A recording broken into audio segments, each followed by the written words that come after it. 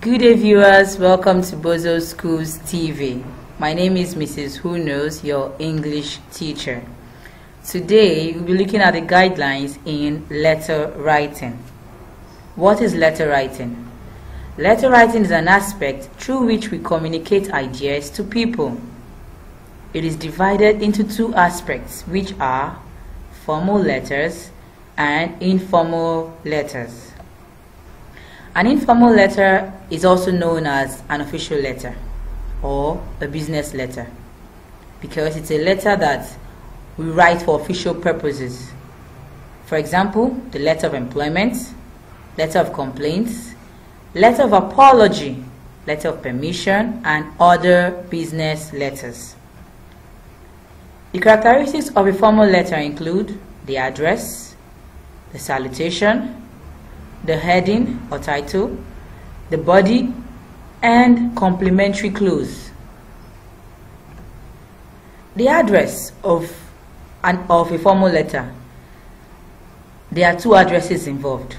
It must contain the writer's address on the right hand side of the paper and the recipient's address on the left hand side immediately after the writer's address and dates.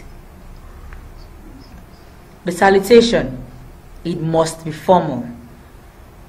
Dear sir, dear ma, dear madam, under the recipient's address. You do not address whomever you're writing to by their first name. Dear sir, dear ma, like I said earlier. Then we have the heading or the title.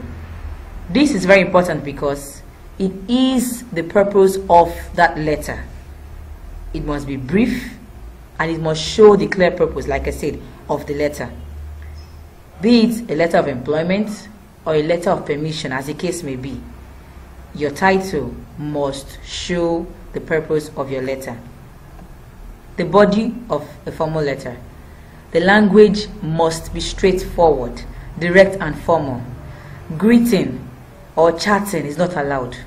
No exchange of pleasantries whatsoever. You go straight to the point. Because this person you're writing to, you don't even know this person. That's in the aspect of writing for employment. So there's no need for you to exchange pleasantries with this person. It is clearly for official purposes. Then we have the complimentary clause. It must be formal and followed by your signature and full name of the writer. That is, yours faithfully, your signature, and your full name. That is all that the formal letter requires. Before we move on to the informal letters, now, can you state the characteristics of the formal letter for me? Wow, that is lovely. Just like I said, the characteristics of a formal letter include the address, which is two addresses, the writer's and the recipient's address, the salutation, the heading or title, your body of the letter, and the complimentary clause. Now, informal letter. This type of letter is often written to friends, relatives, and acquaintances. For example, a letter to one's father, mother, sister, or brother. Those letters are informal letters. Or letters to your friend, telling him or her how you spent your COVID-19 lockdown period. That is another example of informal letter. The characteristics of an informal letter include the writer's address. Unlike the formal letter, which has two addresses, the informal letter has just one address, which is the writer's address, followed by the date. The salutation is a free language because it shows the relationship between the writer and the receiver of that letter. Dear father, dearest Femi, dear mom, dearest sister-in-law, or dearest Aunt Beauty. It depends on the relationship you have with the receiver of your letter. It doesn't require a heading or title like the formal letter. It just goes straight to the point. It's a very friendly letter. The complimentary close is always friendly because it shows the relationship, like I said earlier on, between the writer and the recipient.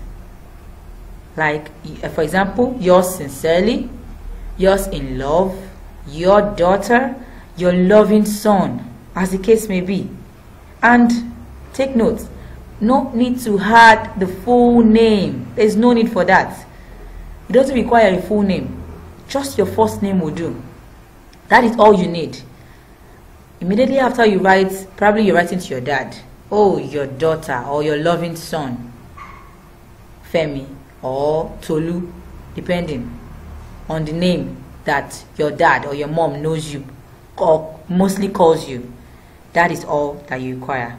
Now we're going to do a rundown of the characteristics of an informal letter. But before I do that, can you state the characteristics of an informal letter for me?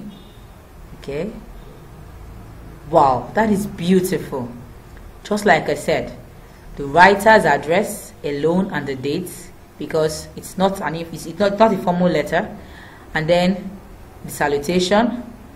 The body of the letter is very friendly because it shows the relationship you have with the receiver of your letter, and then the complimentary close is as well friendly, straight to the point.